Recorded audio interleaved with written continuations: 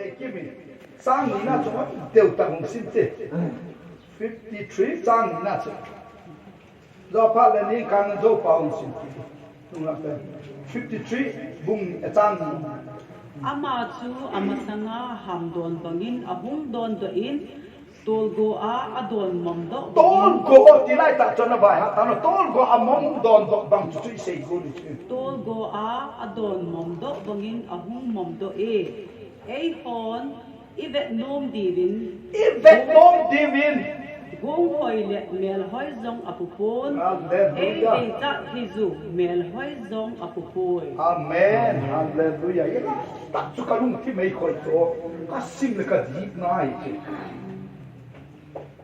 ke jo hoi long sa ka e patien sa ti mai mai ti nei doi lo le o ke patien sa pa va doi nei se te sa ma a doi le lo isai na ge nei cho ka da ta lo cho tang go sak na bin ama cho hang pa no don pa hum don do a me na doi na be ma la pu poi ko pa da ni doi cha poi ka so pi te ho la sa hoi lo ki ke le le he in nang le boy hoi ne mi na ti lo la lu na ni lo ni kam si ma le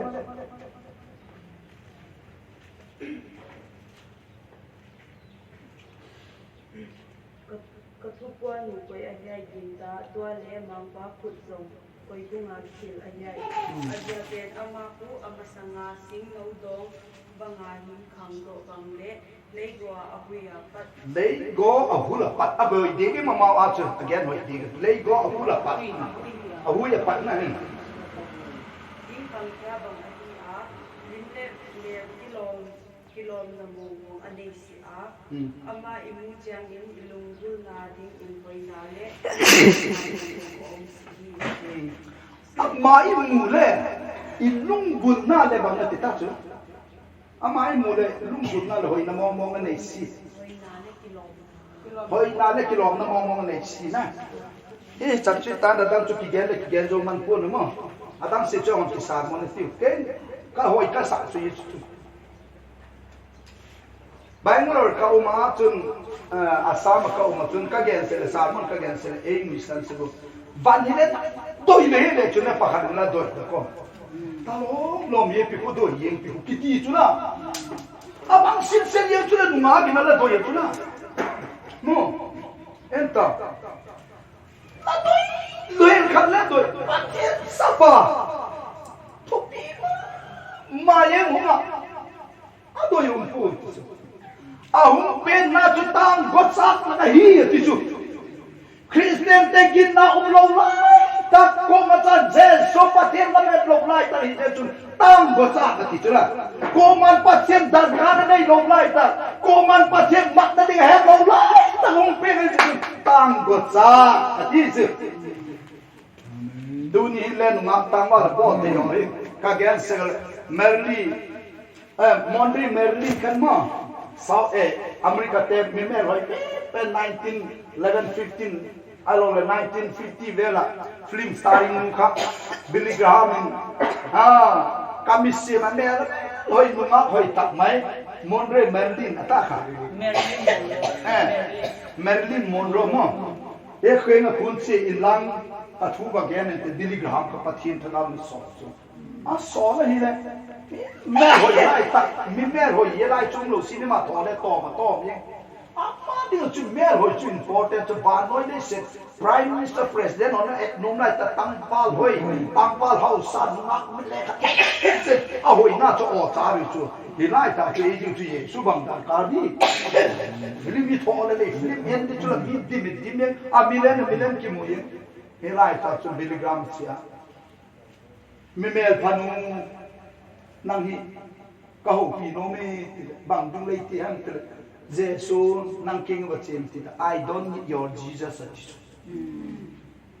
ito ipo thai lai ta jesu nga lo ko no ke ho ai sum ki ti thai lai ta dam thai lai ta bo se lo ti lai ta pau chap le le ti ta pau chap lo an na ra na just for routine to pau chap ven ti zeta bang ho lai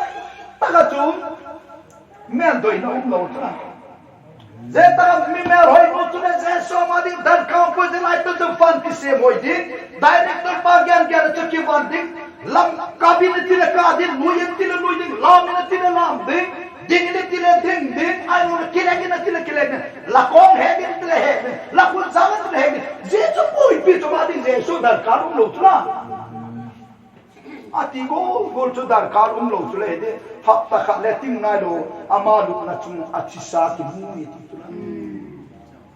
tu chu ye so cho maring dar kar ta vente athi ye chung lam chi chu me ha dok lam ki khial ta bai ki ta unau te ho tu ni huni ze so pe lai ta ve juda te thakar ma din bunin khat ye ka to introduction ne ka tu na sam chun luk bum som pathum kha en le chun Galilee gama Israel tate Jerusalem pathin ho dinga tuni le no le khen khat chi kang phai lamate khen khat mu sam lamate khen khat noi lam pa gam pha zo lamate hung te hoi Bethel ministry pau sak ding hung le so amau le Galilee gama pasa ka gyan taga Jerusalem pathin ho ding te ka pilarin athara athisan tu ki thoi na mara tula lúc bung song pathum kha sim le chun ye chun ye to bang din mun lai ta chu hi chun ma khai pen le chi den abe din sungu khan va palal ki zoga kelmo el ki zoga etun kel sal ki zoga bom salal ki zoga sum phen nom nam chu Zelai ta kha zesun ka pa ya tu pau kap ta in dingai te yong se su ten khale atu pi chu bam tile Zelai ta sim pulin palen juda tela ma tim pulin pen anna sai chu zesu temple la nu khan nu me anna he tu tim pulin pen annas es ki ha chu ze tim pulin pen pa hin atek ta ze achanu posal kai pa Tempulin pani Jerusalem tempu par salimia ma michi tha gaw nei da Israel ta te kha ki thoi di mong ta ve ta ni gla ma pa sa ya tong ki thoi di mu ta kel mo yong po di mu alo la pa pa lang po di sumang po di ka sa sa ta do tu ni ki par sa hin kel mo lang po ta lo di kel sa long po lo di pa pa long po ta lo sum then long ngai ta lo Jerusalem back in my hit बाजार की सेविंग दिन new market ये चुन पेलाम की जोक तरफ व्यापार की जोक ता दिन ये चुन पैसा थे नॉन थे हिताय आती चु गरीबी में पीते इसराइल ते बाकी पाग हो काय पा मा माही पथे दिन मर ही बोक्सी दान न जुई के में मेचिंग बाय होम थे आइडिया थे में कि पाग हम तनो लॉम लॉम ते पूरे बेर चुना ये तो हम ही पारूं सोरूं सोत फरकन जेरूसलम टेंपल चु काय काम सो काय चु Judon na pun kitet na pun hum sokta, kikoy chat na pun hum sokta, restaurant hum sokta. Je partun tempo pakla pu tamaya. Je de chutta gaulam na, zeral kam chula agot. Tani je chut tang go cha ai cho. Thang gau chu kom ya mau ka bei ông lục lại ta chu nào. Je de chut tu ni hun hai nang ne je so hum thi ti Jerusalem din mun Israel ke din mun Tagaw wala chi lai ta hem Zeso nang ade poi mo na uno Zeso nang hin mong ching chang don dok na dem bang mai se dem ke ngai tu ta atui la unnam tagaw la nei nam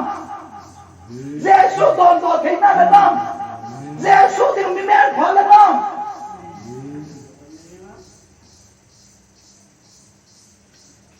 nunga su etni sap ta khara ero tha khara kha be be ai chuk ki gen ke palar chi ho hi amai ai lo la sam ki ju sa ho garanti bang chan chan hem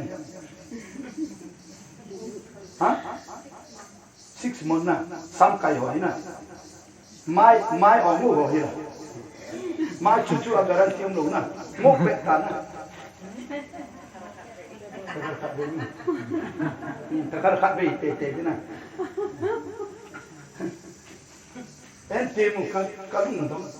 e yo mo ye tang go cha ga bak ti na he ka lung tema sar mo tam ta e ki sun ba pa wa ngai tu ta e ho ina di mo khat be parlor sim tu lai posal hole parlor chi ta mo ami mul ho ba ki bo sa gi tiu ka gen se ke ken si chan ha ding le kaloi pa pau ne ki chen ding hin ke te ke ya palai ke kaloi pa pau ne adin sa palai ke thang du le naw nu to mau te ye rom koi kai nu ru ka tharoi sa lu pa so na ka mai ha to chu ini som thum yo lam chu mo di ko lo sa na ta ama ten ni ke ten ni mai ai thei pui ni mai chu ki no le mo dan chu ke ho mai chu sa na chu la maka ma bui bui ali ni la ki nei lo he ma te ni nan te ni si te ye poi ti ni do nunga le upa le ikisim na ring mu sampu ido yo sampu e sama soble sanne mo ma ikisim na ring sabon za chom chom e ma ken sabon san kamanga nangin lak salamang thei nai na da chom chom la ma khak vei vei na ti swali no ka so pit ho thagau la mi hoi ro pha ta la thagau phila tai lu na ma hoin pa la thagau pa la khat vei vei lu tan Israel ta ta thagau pa la lu na ding lai ta long phar chun Jesu Christ hum na ding chun Israel gam chu tang ba sak lai hul a bright land so tai chu thagau din lu na Israel ka ma hul lai ta Jesu hum ni a thasin na lom lom ding e Zon hung kacang som na chen le chen ama cha mi sim te king an hungin ami sim te na ma chu welcome ball po ati tlang phasin hung na lom lom ding mo tu ni thu gan de ti lang thu gan na de pe ro nang ti le chun ka tha si da tu na je so nei le ban sim pa ma sim pa mi sim te king hung a lok tu chu je lai tak chu hi ko nau te thagau lam tang ko cha Israel ta ta te la ka ba to le la anem ta pon Israel sa te tol Allah ka tol nem lu la bundang sa nem sa pu chi na hi lo di ama doi lo nem sang sang hi tao ada ko mai tu nin ka sop le tu nin thangau pa la ri lu ru ni ho le ki pa tak mai mal so na e do na je to ba mal som lo pi tak dong thei ding hi a chang chang hap ta khari khat be be im ki su kha se du hi ti chu eba gene te chule akan na to political situation na ba bu ki ri ti dan ka gen bol kan Gesimani akan aba pau sa apola mo hum ko do am ko ka man tau chu ama maru kan kai pa ke na pui du pirat ke na pui du en tau chu bang je ai to chu pirat ke na pui mo Pinlagin dero sedla makit hoy de mungte pausa de mungte betel ministry mungte athara tisane kisila chula zeti Israel datan he ko apachien misaya chu pilat kinga pui na lai chula adai se kanem deu lu godeu tap de oi chu Her chuna pani na chun mang kitam tle jelai ta chu herot na hum sin lai ta ve herot kin la pui ki tau chu herot le pilat kun chani na cha ka YouTube etna ka ba et do khan gen ka te a hoi jing na sa ma chu ta ki tu che chu le pun tin herot le pilat ki het na herot in sum kon mi hau sa te they are wealthy family jing ka chun Rome lempa ama sa tempa Rome minasapa lendin Rome lendin pa Kaisar ti solution ye pa ma sa peni ga do ding line heroin in atun saga yaw sa je chu anane sa taga bol hile je sa pai lempa min chu ka ba eta put optives ha aran october na ama ina ka ba tu ne hile Kipa taluin orang October ni liti gitu. Room lang kami komsim do patak le nang ile leng ka sim ka tu. Komsim do pa tu herok tu dorone koi tak gam la polo me mati Israel gam ka polo mi. Ye tu Israel ta ta ti yan ke. Ze so thadi go pa Israel da sugen thei pa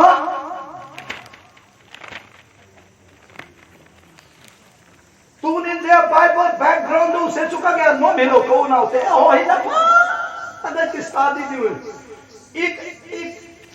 inam get te hit to sai sana tang pa tam ta don mi patang tak kipese ei hole je hin je so don lo khade je so ade hoi tang ko sak hi kham nui ta ti zai je chu ka kipi na pe ka sinai je le chu ka thei kham tai ding aning koi te mi pa di pau chak na ka to khang la thu ka ge mi in sum khat ngai tam sem na ka to khang la ka ge tulai ta hi ko nau te ho bi election le hi BJP tulam congress tulam chu gen da tai tin zel so talong pori ta nong dong hu kai ta na anong dong kai ta na amau kai na kai lo ku akai le hoi phachom pu tu la job card la dunga ta la ki mu kha le lo development fund man ne ka ta ye dai development fund ka ne kai ti khat sa ki bu ben ti ku kai le ho ning bang phachom ni anong dong kai ta na je so ba na te wa hi kai sa te je so ali hin la hoi na ka hoi na je so ali tang go cha lem lei hun lem ana la doi lo nak lai ham tu lai doi na di lo hi ko no te doi na di pe mo nga pu pui ti dan ka ba kan ta chi tu sa te bang chu amel hoi lo le inom ku amel hoi lo le pa ka be tu nang zal ke zal che no tega je so lo nom ko be lo huma a lo ding a doi ding la ki mu khalo ka ngai to hi lung se tum ka sa a pau chak na oi le ngai to le chu lung se tum ai chu ta la ta di bol a ma le ma ki hu do thei ti su sa mon do se pa so tem le ge no a ma le ma ki hu do thei ma chu e tai ka doi khat ba gen ke mo cha ka sak le men hun na ka hom na ka hom gen Judas cara ni politics aqui mas tem tu na ele loi pai to mi ki mo pita mi singhi narvas le nei pontin a bol ke na le narvas nei pon be ina khut be le lam ha le ku ye yesu sang na thanom de bente mi singa ye chu a bol ke lo ele tak Judas cara thagawa chi chu ho bung sunga a chon sit mina sei ngam lo mana a khut be nga lam yen kiti ku Judas cara thagaw bang ji ki chuka gen don lo men Judas cara bang tin gesmani ho na alu ding khan nang ho hi to tu nin an ne khom kanum khen kapaga ma tun na sang se ne khom ta lo de ne khom ki la ti anung duite soma khopi sung khu ba che la chun in khat ba mo la tin tunin ka ho tu pa ben kanung duite to anunung pen u ding anomi ba ti le chun ti tan ang un ta an ne khok mai ta ga ate khinan chen a sa ti ta o a sa ne khok la tau chu hung ding do ba nang o la ge ma sa de mi ang ti chu subject to le ki to o chu atui nam si an nam mal cha an nam ti sa ma chu na du na wam na ne te na wam ti sa lam kai kha je so pathin cha pa ne pi ni kha chun aloi te kun na du na wam ha ne ta na ki lu ke lam ti um ta lo ei ma sa de lo mung ti ngai chu subject to ki to lo chu mo te pe ve me ses ti di mai ta ana ye para chun khan ho to pa kai kam ma ti de ana na khat chu kan kong so kom pi pa hi ti li Judas kare na pil dan chu Peter le Yesu jan ban ne kom pilo chu ni ta chu Judas kare tun kung khar chu Yesu ban ne ki chu na politics thi mo chu ti a tha di go phara chu kung khar ban ne khom Kaya nai di dan ke se me chu mo mai pa ho ti tai ti ni politics ti me se chu ye la ma sum som sum ba ke la chu le he do a he chu Yesu ele a mai ka tan pas me mo ma put lo ye chu ka lung do Patin sa pa ma nga ba ki dinga ki zo lo ta le da mas ke lo sa le la ne ne yi no chu mong da chu sa chu I po be ti ka ba be chu nga ti ta te bai lam pen chu ma chu nga ne yo no a lo le chang ha ti Kamin do chu mi je sun kan kong so khom tin tai te le khok sa lu ne ne yi na Ana gan ki ta chu tu ni na ho de ma sa pang te kan nong jui te mo no ke ma sak ti lo mo ya ti ki ko pe ka ban te vai tu ka de ka pe pen pa ate o ne asuma setan no sak ye ti chu Setan lut na rin saan na di ba siya Jesus? Setan ni lut na rin saan sa hora. Judas ka rin ka pera di ba ito? At pera di ba Judas ka rin ka pera kami ko lang. Mimit siya ito. Narvat na ito kisit ay ito. Mipaki ko yung hindi ito. Aura umiyong na ba ito? Zepa tu pai thum ka de ka pin ala nek lo tu setan na tai ati khala mo bai bai tu nin politic sa thagau ho te pachi no te hoi ki bok ni no man bai ka phade na khat bai ka tu sei na ka understanding nei lo ho ki bok pi ki selfish nei lo ki bok pi ki lang mi chon so ki bok pi ki tin thagau tu su khat bai ka gen ka moi ka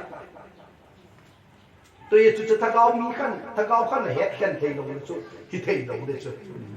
thagau la nei bang het khan thei na na nei lo de chu la pau cha na na gul gol la chida ka ku gol la nun nem lo de chu mun khara thagau mama ki paling de ye chu tu ne ho ne hen kain kote ho kinga ge gen don nung pen chu tu lai gam din mun ho hi le di don mu la hi ba patina pau chap la hi ba leader khat den ni hungin ti le pau chap pe kamalam di bang bol ti le mo pau chap chap lo ki thangam mi te pil ta ai lo pen pen ba pau chap pe la tin amai le eda asum ho mai cha moi doi mana nangi pathini ne te li ba ti kha de la wai ka nam pi di ki pal thein na mo he chu tu chung ka backside ministry ka bachia chun kimneu te kain ko te upa dong kumang te insung le tu nu mo moi nu le hungi ka ke pa ka ge ka to man le hung ding do chu mama ne ye to bang chu ka pom lo e chu eu thanga vision le te hoi tu min e mang no mai te chu ne in nam tum pi a di mu pen ka hang san ta i gen ding ke leader di ka nam kamalam de pe bangko te ki ho bang chu ken mo pau cha pi pi ko ti wa adam te ni mang to ki ki tin ma amana ma chi na chu bangko mi na het lo je so bo judas ka chu direct ta ga gen le pangte ni je so adi na hak sa lo kha le tu ni na ho nang le ke hak sai si sana che ho tu ya sa um bi ko na ilal pa je so adi ba ge ki ki tiu a mela chun doi na ri mong om poi figure le ne poi bible ne ti ta chu pan na be chu mo le ye to bang chu je ga chun tu lai ta hi nang ding le je sui pan na om lo hem thagau tiang to pan na om lo hem alo le e wa je sui mom sik se hom don to na tang go sak la cho ham pa chu kek le so lo de hi mom sik se le mi tu lo chu voi kom ding chu bible khan la gen kala buchi the pan buchi the le song se le la ga ke khan song chung ke kon le phat na ke song se le ke pa chong ke do ba nga chu na jung thu thei ko kan ni sam sat pha ne kop tai tu le tang go chak la hum ke do ke ti chu so thei lo ni ti na tai nang le tang go chak la hi le chu thak au nei le chu le je so pom le chu na so thei pu na ke je so thei pu na a so thei na ni chu tu ni ko na te o Israel te chan sin ala ke sim ma sa te ho bisi bang zat le le ham ala te hoi hejing ko me pau chap na ina pau chap na te ai lo i thagau nu na te ai lo bible sim na te hoi apan na pamitiu ti che ba gen te su hen lang lalpa itu gen te he tin tin nan ma li song ti ta hen lang kon tong ne pau chap na hoi ta o de so amen tu ni hona lalpa je takat no pi te ho hi de lalpa mani hak sa na chu che hak sa tak sa gim le chol ki sa de le pau chap lo thei ke poi te hu mun lalpa je na chun is sai business a sagi vel alamu tang go cha ka je som pin dan thu ki la dan thu kon ge ni lalpa mau ke le sa mon bol ve ki lalpa ke ho hi lalpa dang a ding tang go cha ka hi lo na ding ti ka thu pi wa hi ke ho hi lalpa nang ma bel hoi na la phat na mu thei lo ba ka lung gim na tem ei chuk bang kha ding lau je ki lalpa kon ge nun lalpa ka thu gan ta ma le so ma ke ho hi le je so lo do thei na ma le som tin ki pa thu gan jing kun ka hu kan pa dei ta na da re so ni ran he